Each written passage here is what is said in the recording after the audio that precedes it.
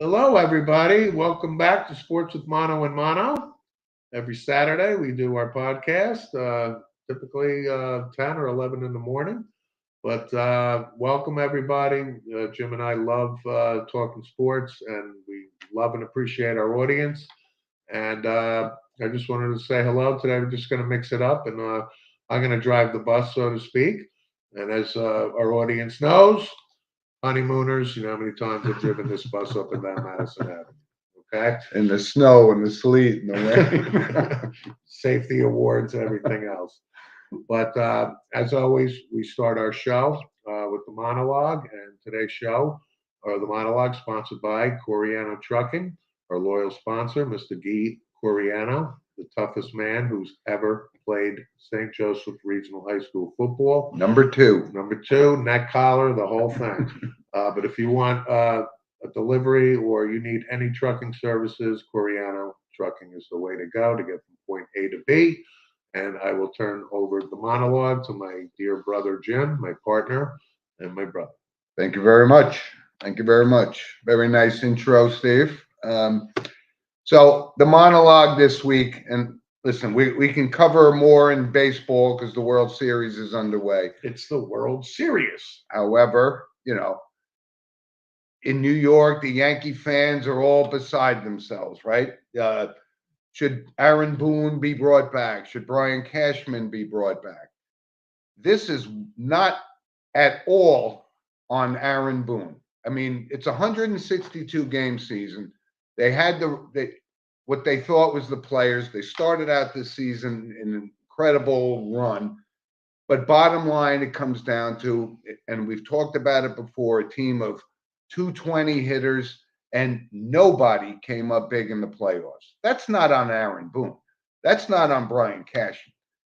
That's on the players. And it drives me crazy that Yankee fans are saying, oh my God. And Steve, maybe you and I just don't have that passion that we once had because we see these players, they're just injured all the time. Like Giancarlo Stanton, for God's sakes, he's the most impressive physical person in Major League Baseball, and he can't stay on the field. And so now you come up with, do we bring Aaron Judge back? It's not a case of money. Because Steve, you brought up the time, that now that Steve Cohen owns the Mets, that they'll win a World Series in the next 3 years. I'm not so sure. It's on these players. They don't stay on the field. They don't produce when it's necessary. And I don't, I'm saying bring back Aaron Boone and get rid of some of these other guys that don't play. You got these young kids like Peralta and Oswaldo Cabrera. Give these kids a chance. Something has to change. And Yankee fans, don't hang it on Boone or Cashman. That's my monologue for this week, because it's just unbelievable.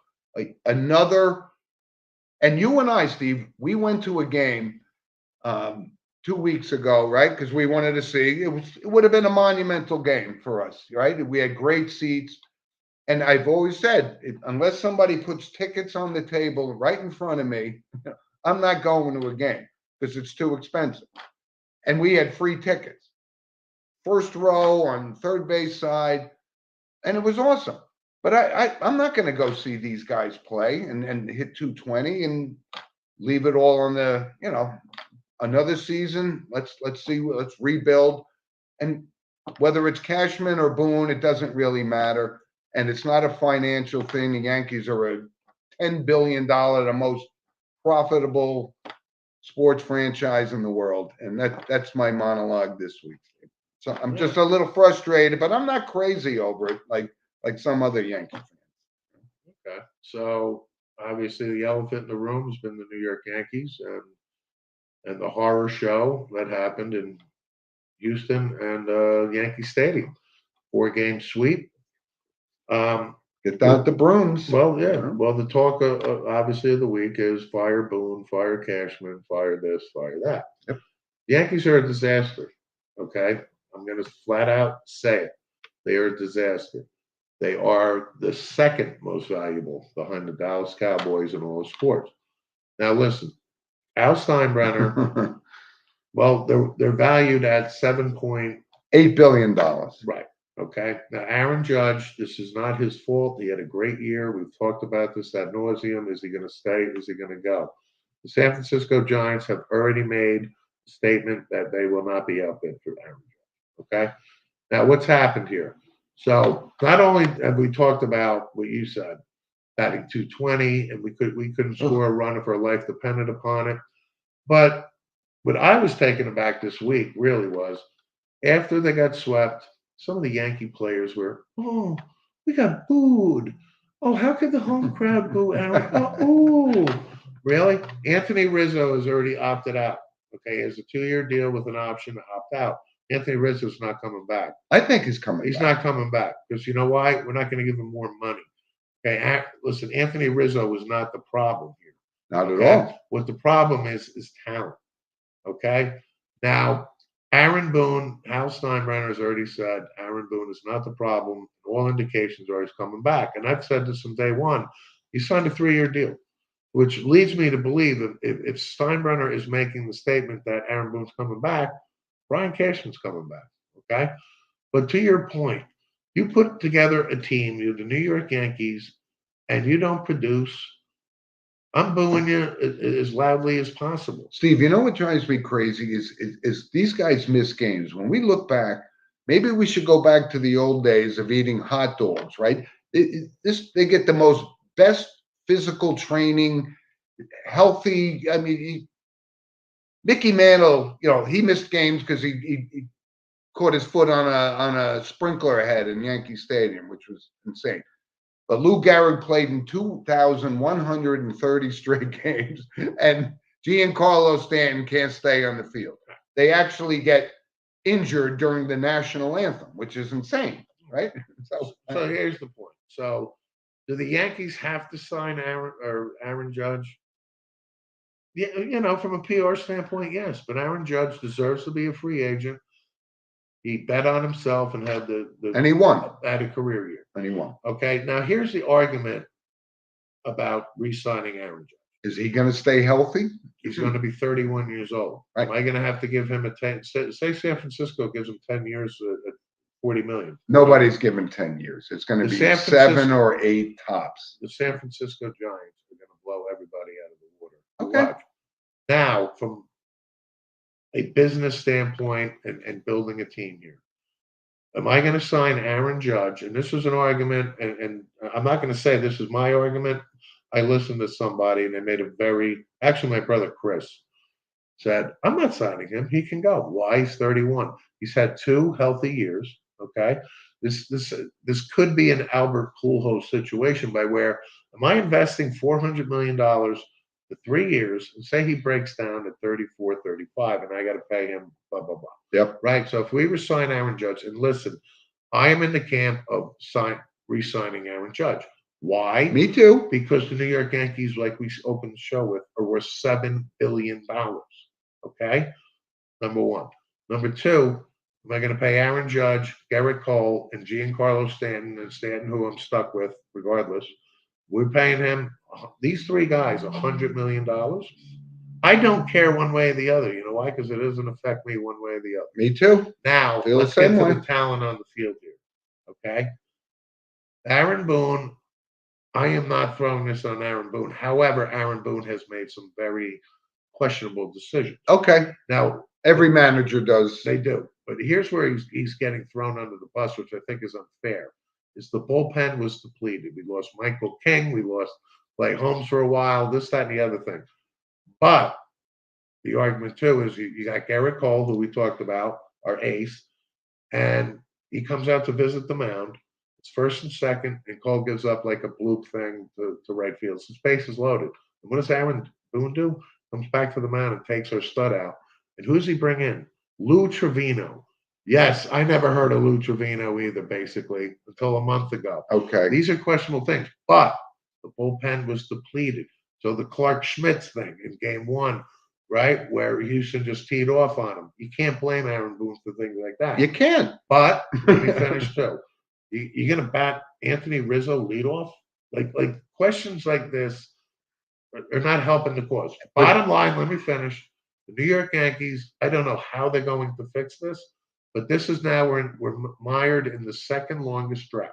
Second longest drought from 1964 until they made the World Series in 76. But they are 1 year away from this. It's bad. It's very bad. Josh Donaldson, instead of releasing Gary Sanchez, now listen, I'm on record. I wanted Sanchez out of here. I didn't care what it cost. But another viewer made a good point. Why didn't we just release him? Why didn't we just release him? Now we're saddled with Josh Donaldson, who I puke every time he comes up to the plate. But who are you going to And put I'm in just there, going to though? finish on this. The New York Yankees are in big trouble. I don't see a quick fix. And you keep bringing this up that the San Francisco Giants will not be outbid, but you're a big Steve Cohen guy, and nobody could outbid him. Correct. So is this actually now even a possibility? San Francisco Giants going to come in with a ridiculous, let's say $500 million contract, but 400. We're talking numbers that are just astronomical. What's the difference between 400 and 500 million dollars? But yeah, we would love for him to stay, but it's just like I said, don't hang this on Aaron Boone, hang it on the guys on the field. And you're right, it needs a whole revamping because it's not working. But the guys, the Donaldsons, you're right. If he's in a New York Yankee uniform next year, I mean, you're going to see. He's going to be because we have no choice. No, He's but gonna that's be paid impossible. $25 million. That's impossible that they could bring him back. They are bringing him back. Well, and one other thing on the Yankees, and Aaron Hicks. Okay, we owe him for 4 more years. This guy is the biggest piece of garbage. Right, but he's not making that kind of money. But we're stuck with him. Who's going to trade for Aaron Hicks? Nobody. Steinbrenner needs to just release him, eat the And money. eat the contract. Then one last thing about Steve Cohen. Steve Cohen, because he is so rich, can play games here now. So if San Francisco offers, he can top it. Exactly. It's like bidding for a baseball card for a Mickey Mantle or a Honus Wagner. But Steve, what we have seen in Major League Baseball, like this year, and we're going to talk about the World Series in just a second, obviously, but the Dodgers, they had record number of wins, and it just doesn't work out. I just don't see Steve Cohen paying when Max Scherzer and Jacob deGrom miss 15, 20 starts a year from injuries, right? Whitey Ford never missed a start, right? I mean, yeah, but we can't. Why is it different? Though? Why though? Do it anymore. Bigger, faster, stronger. That's it. So that means they're more susceptible to injury. Correct. And weightlifting, everything else. Yes. I can't wrap my head around. Instead of eating hot dogs and drinking beer like the guys did and it worked. Yeah, it most certainly did. You think Yogi Berra ever saw a weight room or drinking? So yes, that's why they. Okay. Now let's shift gears here. The World Series. Yep. Okay, the Philadelphia Phillies, folks. Okay, listen, we talked about this. They're on a roll. They fired Joe Girardi in the nick of time. Robbie Thompson has done a great job. The Philadelphia Phillies, but getting to the point of that the Los Angeles Dodgers, who I said I thought would hands down win the World Series. Me too. It doesn't matter with this playoff format. You can win 110 games, folks, all you want. Huh? The Phillies now, here we are in year 1 of the new format, and the Phillies are in the World Series, and the Phillies just won an exciting 6-5 game 1 at Houston. Right. Okay, so is Cinderella about to lose her shoe? I don't know. I think Philly's looking good here. And when we're talking about this, we're talking about the Astros and the Phillies. And unless you're from Houston or Texas, or you're from Philadelphia, this isn't really even intriguing to me. But you're right. The Philadelphia Phillies, with it, they got, they paid Bryce Harper, right? They paid JT Realmuto, who came up big last night. Yeah. And Justin Verlander, we see with the Astros, they're a great team. And he's swimming along through the first 4 innings, and then boom, gives up 5 runs. Who, by the way, and this, I talked about Justin Verlander last night. The reason I watched the game last night is because I wanted to watch a future Hall of Famer pitch, right? Sure, lock, Hall of Famer. No, he's got the worst. You were looking for Kate Upton in the stand. I don't know if that's still going on. Oh, it is. They're married, believe me. Yeah, we'll chime in. We'll get Harvey Levin on the phone from TMZ, see if that's Harvey. But you know what? And if the Philadelphia Phillies pull this off, we're going to sit back and go, the Yankees, the Mets, the Dodgers, the Braves, all those teams, who wins the World Series? The Phillies. And it's going to be like, hey, you go, oh, that wasn't a World Series championship team. I watched them play the Mets 20 times this year, and they probably lost 19 of them, right? Last man standing. Right. But this is a tough call to make, but they're on such a roll that it's not inconceivable. And listen, the Houston Astros, year after year after year, this guy Bregman, and he's a player. That guy is a player, and he comes up big. And there's Jeremy Pena. But you know what? Philadelphia is on such a roll. I'm not ruling it out. I mean, if we had to make a pick, I'm going to say, yeah, with Houston's track record in the playoffs and Philadelphia on this kind of roll, the Philadelphia Phillies could possibly be the World Series champion, while the Yankees and the Mets are sitting watching the game. Right. So the bottom line here about Houston, folks, too.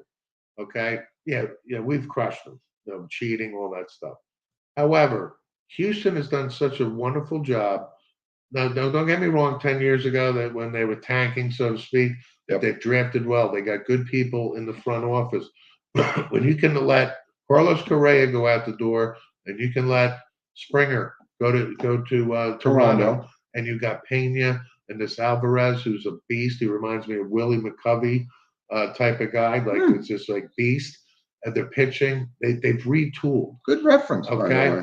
So we have to credit the Philadelphia Phillies. So again, it's a new playoff format. So the Phillies are on the verge of something. But this is killing New York, watching the Philadelphia Phillies, who the Mets owned all year, and they could win the World Series. That's it.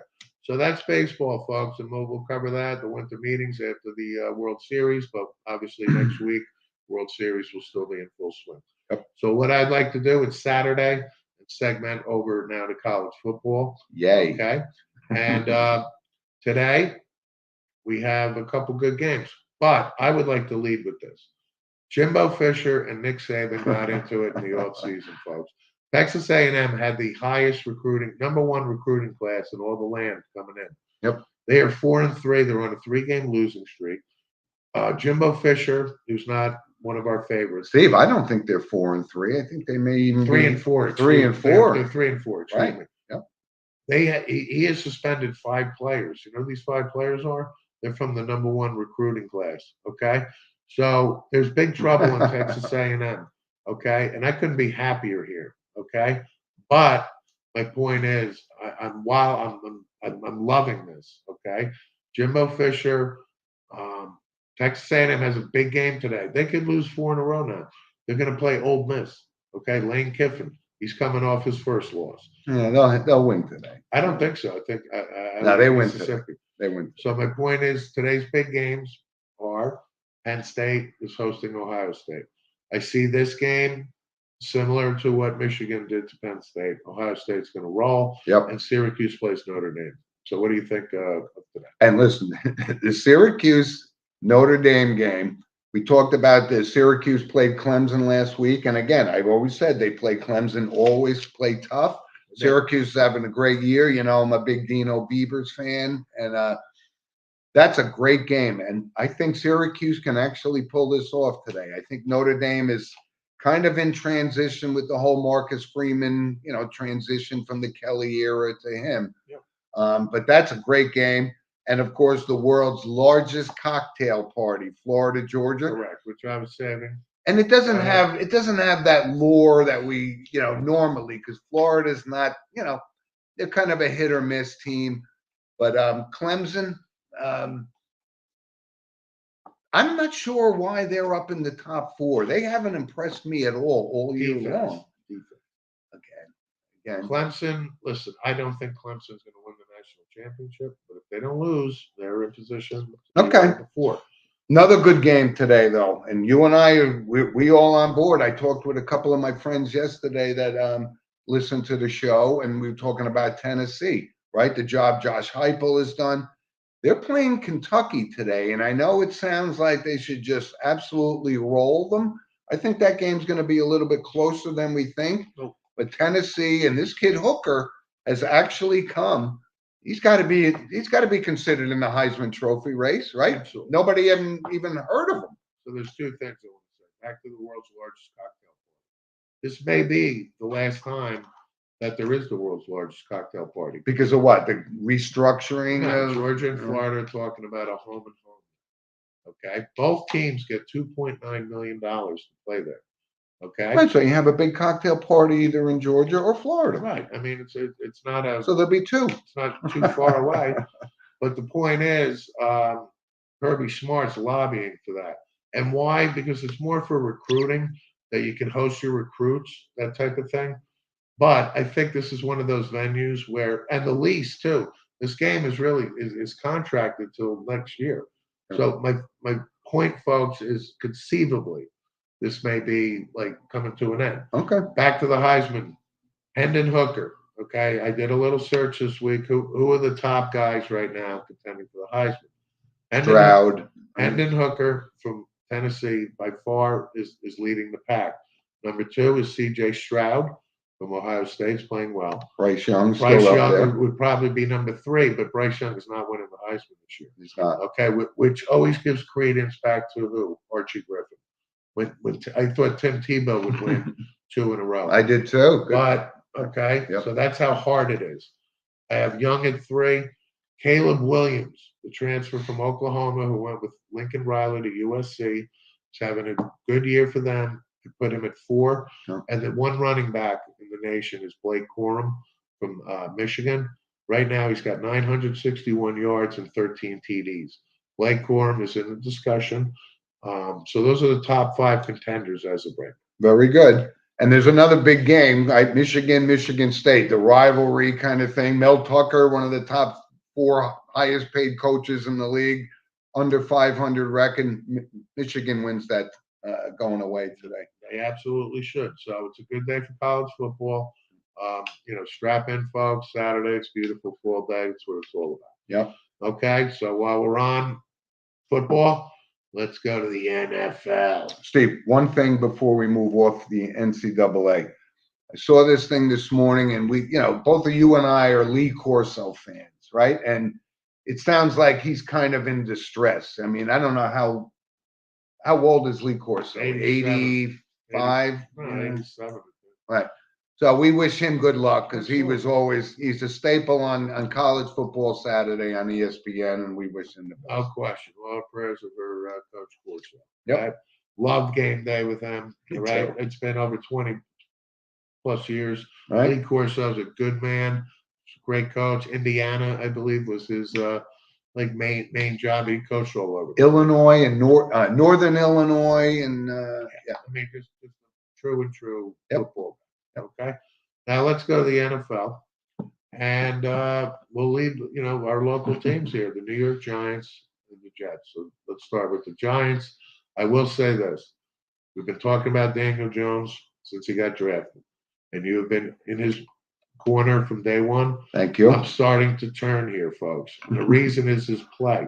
And the reason his play is so good goes back to Brian Daboll. 100%. Okay, so Daniel Jones in his defense hasn't had good coaching. He's had transition, this, that, and the other thing. I'm starting to become a believer. I'm not saying I'm giving him 7 years and Understood. $1 billion yet, Understood. but Daniel Jones has played very well and it's instrumental in the Giants' success. I'm so glad that you brought that up because it 100% is on Brian Daboll that he sees the talent in this kid. And again, the contract thing, let's get through, right? We're 6-1 right now. If we go 5-5 the rest of the way, we're in the playoffs, which nobody foresaw.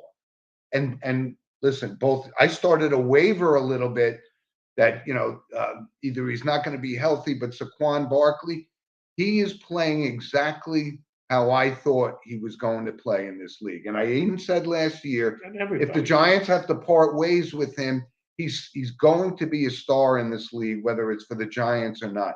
But him coming together with Daniel Jones and Brian Daboll and Wink Martindale, it's all coming together. And it's great to see because we've been long-suffering fans in New York for this. And the Jets on the other side are doing the same kind of thing. I think the Giants are a little bit more farther along than the Jets. But if you're in New York, right, your Mets got tanked, the Yankees got tanked, and now you got the Jets and the Giants, and it's relevant football in New York now. And I'm happy for Daniel Jones because I always thought he had the talent. Yes, he's holding on to the ball now. He's making smarter decisions. Guys are dropping the balls on him. And we got rid of this guy, Kadarius Toney, who spends more time in the whirlpool than he does on a football field. So that's no big loss. But I think the Giants, if we come up on this trade deadline, Steve, I think they got to somehow go out and get a wide receiver to make this work for Daniel Jones. Well, if there's one available, it'll be like a fifth, sixth round draft pick. Kadarius Toney, okay, young Juka.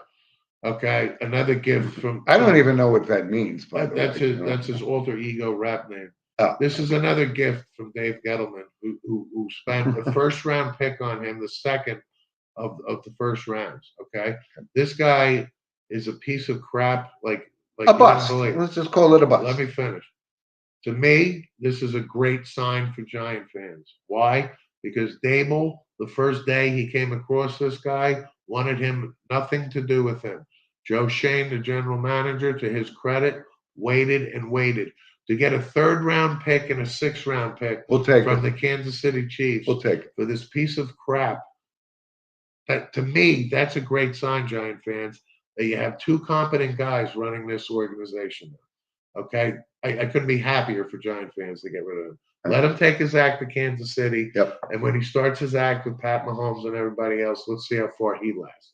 Now let's switch to the New York Jets. I am going to dispute what you just said. I think the Jets are slightly more ahead of the Giants right now because of the talent level. We talked about the Jets and knocking it out of the park with their draft. Sauce Gardner is the real deal. Player of the week. They're talking about putting this guy in the Hall of Fame tomorrow. No, they're not. The guy is driving me crazy, by the way. 6 games. Exactly. Okay. That's my point. This guy's played very good football. I'm not saying he's not good. As advertised. I just don't see the dominance like a Darrelle Revis kind of thing at this stage of his career. I do. Okay. Zach Wilson does not have to be, throwing it 40 times a game for them to win. The Jets took a big hit. They beat Denver, which I called. But they did. Losing Breece Hall and Barrett Tucker are two significant injuries for them. But Joe Douglas is doing a great job as GM. He pounces against James Robinson from the Jacksonville Jaguars, who's had 18 touchdowns in 3 years. Granted, Etne has beaten him out at Jacksonville, but it's a shrewd move. I think the Jets have an absolute legitimate chance for the first time in probably 10 years tomorrow to beat the New England Patriots. I think that wave is going to start. I think that wave's going to level off. I think, but you're right. You good call on the Broncos. That kind of thing. When you got this Russell Wilson, and we talked about this when they made the trade for Russell Wilson, and we're big Russell Wilson fans. It's just not working out there. It's kind of a mess in Denver, right? It's an absolute mess. And you see this, what's happening here, right? The decline of, is it Tom Brady's final year, right? Whatever. Matt Ryan, they make the decision to go with Sam Ellinger, right? The changing of the guard as we normally talk about. But as far as the Jets go, and listen, I'll give this guy Saleh a little bit more credit than I was giving him before. I thought he was over his head, but he's got a lot of talent around him, and that's what's starting to make him look good. So the Jets and Giants are trending up. It's about time. It's been a complete disaster for 10 years fans, maybe more. Okay, so you hit on a couple points. Brady, I'm loving it. Okay, I hope he has a miserable season. He should have stayed retired, in my opinion. And Matt Ryan getting benched for Sam Ellinger for the Colts. For folks that don't know Sam Ellinger, I'm happy for this kid. He's from Texas. I loved him at Texas. Started a 4-year starter at Texas. He has great numbers too, for over 11,000 yards at Texas. Yep. This kid deserves a chance. Matt Ryan, in my opinion, it's kind of like Tom Brady, but he's 37, 38. End of the line. So the Colts, listen, Frank Reich has to do something here to save his job because I know you were all in on Indianapolis. I was in because they're preseason. talented with Jonathan Taylor and Leonard on defense and the way their season ended. But Frank Reich doesn't turn this around in the next few weeks, he's out. I'm telling you. So Matt Ryan is done. You can pencil him in for retirement at the end of the season. Mhm. And then real quick on the NFL, 2 renderings were offered this week on new stadiums. Tennessee and the Buffalo Bills. And the Tennessee rendering I saw looks fantastic. Fantastic. They And build Taj Mahals and call them stadiums now. I mean, Yeah. you know, But here we are in New York saddle that exit 16W with this piece of crap that they put together to replace the old Giant Stadium with something worse. maybe the ugliest looking stadium. It in the very well National may League. be. Okay. And like we talked about, the Yankees being valued at billions and the Cowboys. Yep. Well, you know what, Mr. Mara, tear it out. As Ronald Reagan, tear down this stadium and start from scratch. Because if you're charging the prices that you charge, and other NFL teams are building these beautiful stadiums. Our brother Tom went out to LA last year and took in a Charger game, places beyond the Vegas Stadium, beyond, and now you But you have pay for this. You got to pay for it. Jerry World, beyond, and now you have the Tennessee Titans and the Buffalo Bills going to spend over $1 billion, and the fans deserve this. Okay, so wake up, Mara, implode this piece of crap. Let me just. You brought up the Buffalo Bills stadium. We're New York, and I've been to Buffalo Bills games. I've been going to Buffalo Bills games for literally 35 years. That stadium is actually beautiful. It's not. It doesn't look like the SoFi Stadium. But they put like $500 million in upgrades, and it's a beautiful venue. I just don't see why they need this $10 billion stadium to replace a stadium which has just great history. I don't know. I'm an old, softy when it comes to historical things, and I've been in that stadium. But I was there last year with my Niagara boys, saw the Patriots play, and it was a beautiful place, and it's way better than what you said, Steve. The new MetLife Stadium. It's unacceptable in today's day and age. Right. So listen, folks. The NFL. We're going to get to our picks in a moment here. Yep. But time for our picks. Hey, another thing, storyline to watch is Aaron Rodgers and the Green Bay Packers are getting worse and worse. I'm so sick of Aaron Rodgers, folks. I can't tell you. Me too. Cameron Poe, Nicolas Cage. Go choke on it, Aaron. I'm loving every minute of it. But let's get to our picks for today. Let's start with Jim. We do 3 picks each for you new audience members and our loyal listeners. And we've had some good weeks. We've had some not so good weeks. But the object is to have more good weeks than bad weeks. Right. Okay. And so I'm going to go right now with one of my first picks is Carolina Panthers, and they're visiting Atlanta. And I gotta say, this guy Mariota, he's playing well. Carolina's kind of a mess. They got rid of their best player, so that's a kind of a slam dunk for me. And again, here's what we talked about. I don't know if Russell Wilson is playing this week or not playing. But Jacksonville, they're coming off, right? They lose to the Giants. Everyone says, "Oh, Trevor Lawrence is being this guy." I like Denver against Jacksonville in this game. That's my second pick. And my third pick is New Orleans hosting Las Vegas. And listen, one of my family members is a big-time Raiders fan. I'm just not sold on Derek Carr at all. But I can never, ever pick Andy Dalton as my starting quarterback. So I'm going with Las Vegas to win on the road. Well, Andy Dalton threw 300-plus yards. Exactly. He's had great games, but when it comes down to it, do you want Andy Dalton as your quarterback to get you to the Super Bowl? So is this not an indictment on a healthy Jameis Winston? It's obviously an indictment on him. Obviously. And trust me, folks that know me, I'm loving Loving every minute of it. Maxwell Smart. Amen. My picks are I'm going to actually go with I'm going to ride the New York Jets again.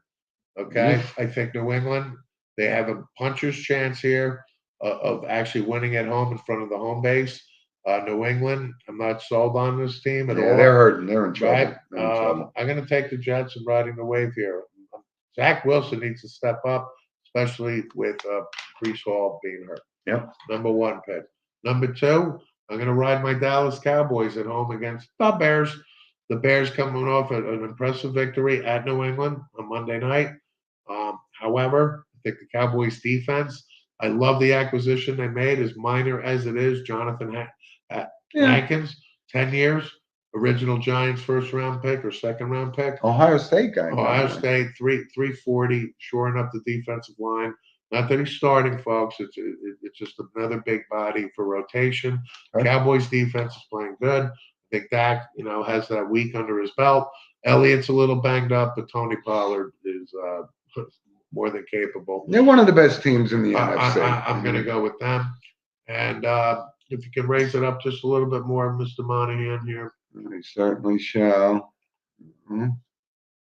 Go. The other one I like very much is the Philadelphia Eagles to continue. They're at home.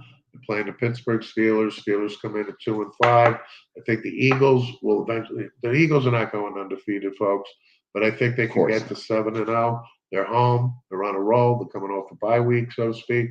And Pittsburgh, I don't see them winning on the road. This is kind of an unusual. I'm going with the Eagles. Okay, unusual for the Pittsburgh Steelers, right? This is potentially Mike Tomlin's first losing season in what, like 12, 13 years? It's going to be. Yeah. It's going to be. So that's it for the NFL. Okay, enjoy Sunday tomorrow, and you have a couple bucks, throw them down. Okay. So now we're going to segue, folks. Lynch Toyota is one of our most loyal sponsors. Mike Lynch. If you need a Toyota, Lynch Toyota is the place to go. Manchester, Connecticut. And Yep. Mike has been a loyal sponsor, and we can't thank you enough, Mike. Yep. But unfortunately, or fortunately for our fan base, this is going to be our first commentary on the NBA. Because the NBA is now about 2 weeks into their season. And I'm going to lead with this. I'm loving that the LA Lakers 0-5. 0-5. Okay, Commissioner James and company. Brooklyn Nets 1-4. I'm loving every minute of it. The New York Knicks are actually off to a nice little start here, 3-1, 4-1, whatever they are. But Jalen Brunson is a nice player. He's a player. Okay, He's a player. But again, the Lakers 0-5, loving every minute of it. Real quick, some of the storylines here. We talked about James Harden going back to the Philadelphia 76ers, and they are off to a terrible start. I love this so much. You want to re-sign James Harden, this cancer? Well, here you go, folks. Enjoy it, Philly. Philly's off to a tough start. Harden is poisoned. So I don't like the Sixers to begin with, but watch the storyline as it's going to get worse, and it may cost Doc Rivers his job. And by the way, with the Sixers, you're right. On that Sixers team, I mean, Joel Embiid, I know you're not a big fan of his. I don't dislike He had a great year last year. Talented. He is, but I can see him he's not starting the season like, this is a mission. He's no Giannis. The Bucks are rolling. That guy Giannis is a ball player. I'm not a huge fan of the NBA, but I love watching that guy play. He shows up every single night, and he's determined to win. And Embiid doesn't have that fire. And by the way, on the 76ers, James Harden and Joel Embiid are not even the two best players on the team. Tyrese Maxey is the best player on that team. Yeah, but Tyrese Maxey's his development and growth is being stunted because they have Harden. I'm telling you, he's cancer, and it's bad in Philly. Yep. Now you mentioned Giannis, real quick. Off to who the leading scorers in 2 weeks, and there's leading scorers right now are throwing a lot of points in.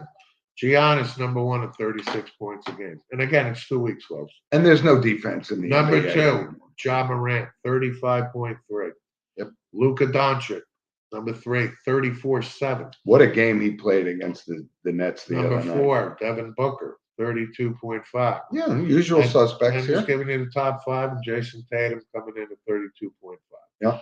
And, we like to roll through the NBA as quickly as possible, but we have to tip our hat to Chris Paul. Chris Paul crossed 11,000 career assists. Now, that is a ton of assists. You know who's ahead of Chris Paul, folks? John Stockton. John Stockton. Chris Paul is not even going to sniff John Stockton. Wow. John Stockton, 15,806 assists, number 1. And number 2, that Chris Paul could eclipse and probably will, Jason Kidd, Kidd, yeah. 12,091 assists. Well, here's a little NBA note, which I was a little caught off guard. We talked about, the highest scoring, right? LeBron's going to pass Kareem this year, right? Regardless of whether they make the playoffs or not. But DeMar DeRozan just passed 20,000 career points.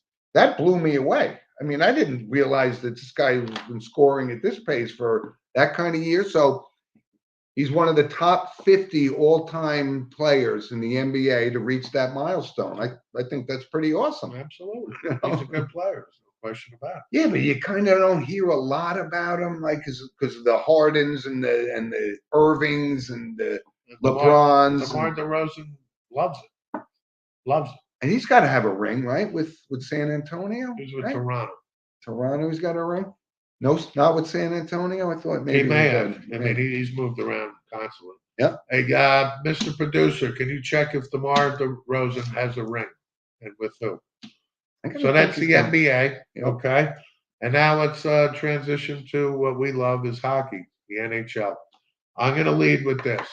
Okay. Mm-hmm. Phil Kessel is the new Iron Man in the NHL. 990 consecutive games. And I remember Phil Kessel with his first game with Buffalo. I remember Phil Kessel. I remember Phil Kessel in college in Minnesota. Okay. So he's now the Lou Gehrig of hockey. Is that what we're? Yes, he is. And you know what's so unique about this, folks? Doug Jarvis of the Montreal Canadiens mainly was the Iron Man for 35 years. No rings for DeMar DeRozan. Thank you. Ooh, okay? Not even in Toronto? 0 means 0, Jim. Woo! Okay. Now back to hockey. Doug Jarvis held the record as the Iron Man for 964 consecutive games played for 35 years. And then Keith Yandel broke it or something. Last year, Keith Yandel breaks it. 989 and Yandel retires.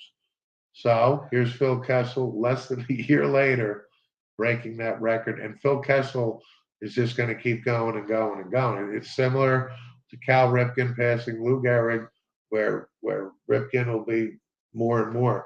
But congratulations to Phil Kessel. That is a testament to not getting hurt in this violent game that we talk about all the time. It is a violent game. And Phil Kessel is the 12th American to score 400 goals. He just crossed that threshold. So Phil Kessel, in my opinion, no question, is going to the Hall of Fame. And congratulations to Phil Kessel. I think that's a great story. Good. Okay, one other thing I want to mention. Now, for our local Ranger fans, Islander fans, and our audience nationwide may not know this. The New York Rangers, every home game you go to, an incident happened in 1979 where Dennis Potvin, the Hall of Fame defenseman for the Islanders, crushes Ulf Nielsen, who was our Swedish star, and basically. Him and Hedberg. Right? Yeah. But if you look at the video, folks, and I'm a diehard Ranger fan, and I chant Potvin sucks too. It was a clean hit. It was a clean hit, folks.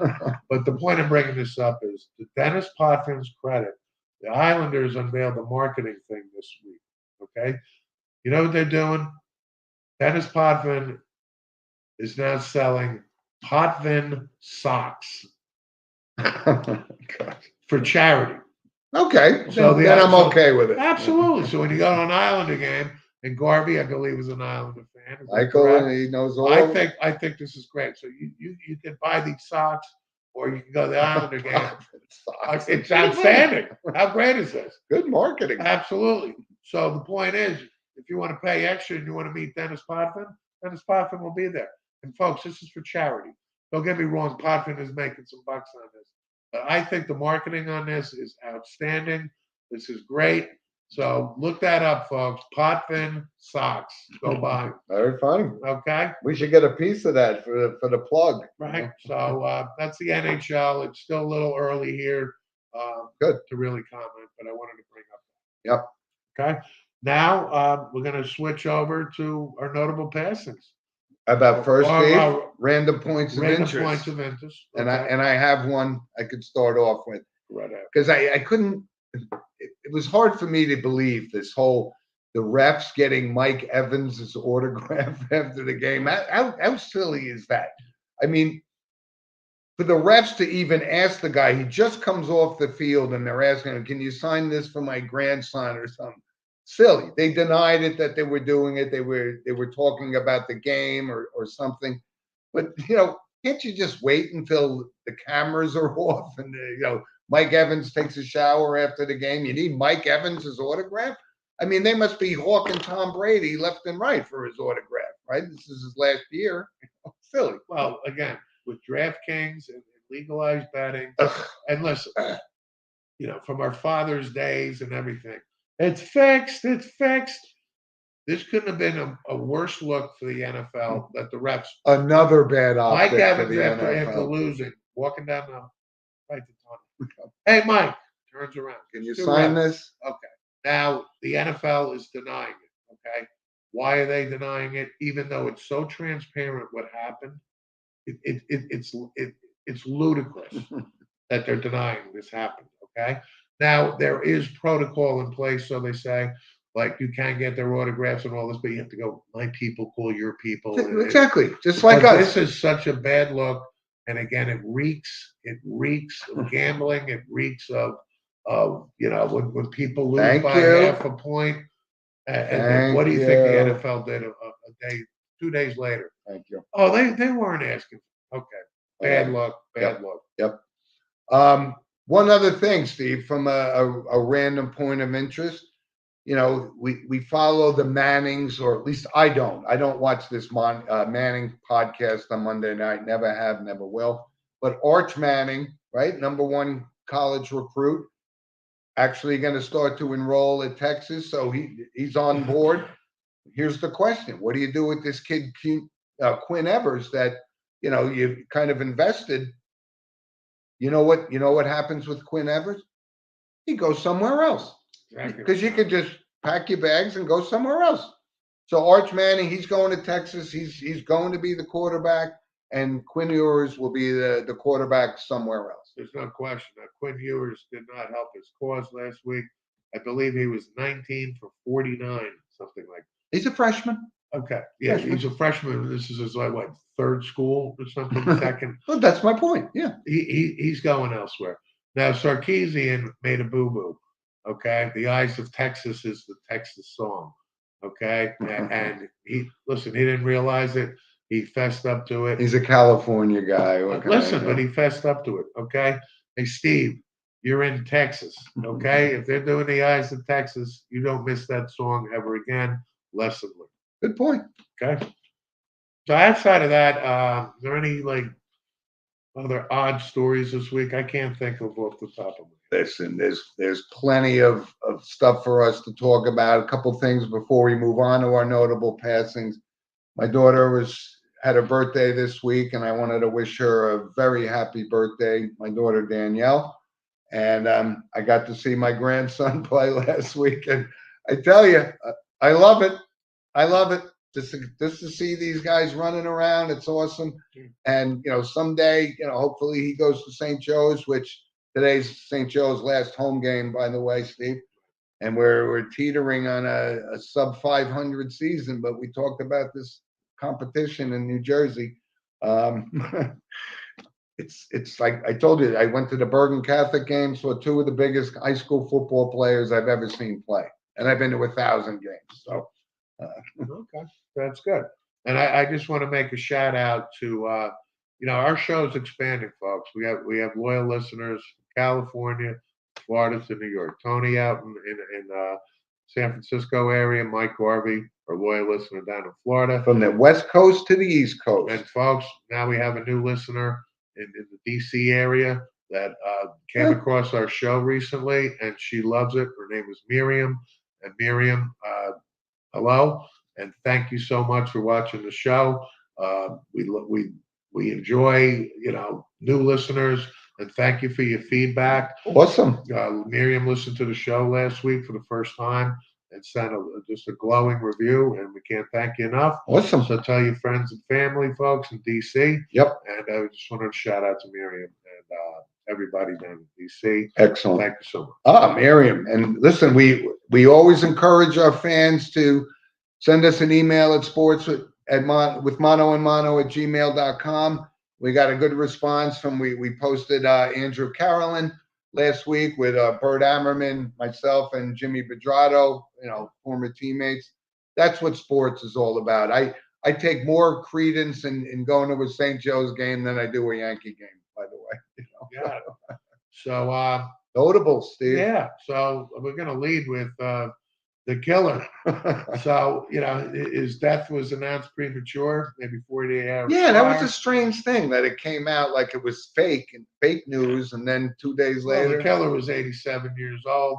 I would have thought he was 97, by the way. But listen, from a musical talent perspective, Jerry Lee Lewis is one of the was probably he's one. I don't know who's left really of the icons, from the Little Richards, Elvises to Buddy Guy to the BB Kings. He was certainly up there. Jerry Lee Lewis was an absolute Hall of Famer musician. Yep. Jerry Lee Lewis, the person, is a different story. Okay. Yeah, but we have to bring this up, okay? Jerry Lee Lewis was a train wreck in his youth, okay? Married his 12-year-old, like all these. But we have to bring this up, okay? It doesn't diminish this guy's musical, influence and so on and so forth. But Jerry Lee Lewis has passed away at age of 87. Great Balls of Fire. Right? Great Balls of Fire. Dennis Quaid in the movie. Nailed it, by the way. But again, folks, Jerry Lee Lewis, from a musical perspective, is an absolute legend. Killer. And Keith Richards, who is near and dear to my heart, worshipped him. Yep. And Eric Clapton, and so on and so on. Yeah. So Jerry Lee Lewis, all right. Big time. Okay. Here's another one, Steve. Somebody we know very well, historical collegiate head football coach Vince Dooley, right? Passed away, 90 years old. We remember him certainly as the head coach for the Herschel Walker 1980 Georgia National Championship team. He's been a fixture at that university since he got on campus until he passed away last week at 90 years old. Yeah, class act. It's been a tough 2 weeks for Georgia. We talked about Charlie Tripp last week. Yep. At 100. Yep. Charlie Tripp, Hall of Famer, and Vince Dooley, Hall of Famer. And it's so he did it right. Vince Dooley's reign at Georgia was done right. His players revered him. Yep. And his coaching colleagues, and Vince Dooley is one of those guys that deserves a statue, which he has at Georgia. This guy is beloved, and so I knew he was, What's so funny about health. Right? What's so funny about it? I actually just saw an interview with Vince Dooley, and I go, I can't believe Vince Dooley is still alive, 90 years old, and he was coherent. He was 90 years old, and then a week later he passes away. But him, that head coach, that Georgia team, we love that. We were right. You and I were side by side watching these college football and Georgia national championship. Georgia beat Pitt, and you know who the quarterback of Pitt was, folks? Matt Cavanaugh. Dan Marino. That far back? Matt Cavanaugh was the quarterback in '76. Oh, when they won the national championship with Tony Dorsett. You're right. Dan Marino was either a freshman, I think he was a sophomore. But Herschel Walker, folks, with Herschel Walker and Bo Jackson, and Earl Campbell. That's a debate for another day. But I'm just bringing this game up. Yep. Is where you have Dan Marino, a quarterback for Pitt, and Herschel Walker was the running back for Georgia. You talk about a game that we were so looking forward to see, and Georgia prevailed, and Vince Dooley, and I believe they won that game. I think it was Jackie Sherrill was the head coach of Pittsburgh. It was the Sugar Bowl, I think. Absolutely was. And the quarterback of Georgia was Buck Belue. I wasn't throwing that out as if you wouldn't get it, but that's And good this trivia wasn't as well. rehearsed, folks. Yep. Excellent. Excellent, Smithers. Excellent. Well, listen, folks, again, we love doing the show. Our show is growing week after week, like Steve said. And Steve, I appreciate nice driving the bus today. Went smoothly. Rob, our producer behind the curtains, and we look forward to doing more and more stuff. And we'll be back here next week with I'm you. so glad Dennis Hopper didn't get on the bus. And so he didn't really get on the bus, but Speed with Keanu Reeves and Sandra Bullock, we didn't have one of those incidents. But folks, can't thank you enough for your loyal listening. Yep. Like Jim said, the show's growing. We look forward to bigger, better things soon. And if you have an email, sportswithmano@gmail.com. Yes, sir. And enjoy your Saturday. It's an absolute beautiful fall day. Yep. And enjoy the St. Joe's game. Unfortunately, I can't make it today. Thank you. Say hello to all my fellow. And I do have my St. Joe's alumni shirt on for the game. Of course. And I'm wearing pink, folks, in honor of Breast Cancer Awareness Month. Very nice. And Good look. yeah, so we're good guys. We're good. We're average guys. Right. The average show. But we'll see you guys next week because, this is what we do. We love it. And thanks for joining us. And thanks to all our loyal listeners. Thanks, everybody. We'll see you. Have a good week.